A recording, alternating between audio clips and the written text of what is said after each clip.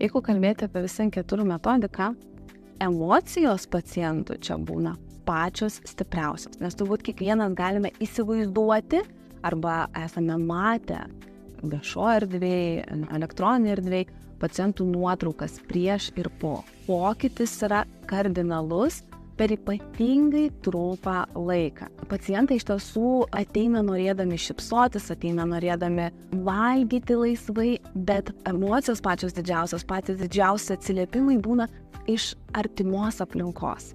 Jeigu tai yra vyras, kokia yra laiminga žmona. Mes dar labai dažnai gauname nuotrauką ne iš pačio vyro, o iš žmonos.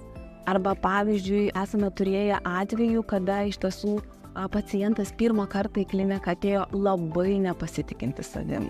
Visada matydavai, kad jo žvilgsnis yra nuleistas į grindis. Jeigu pajuokauja personalas, pacientas laikas stengiasi nesišypsoti.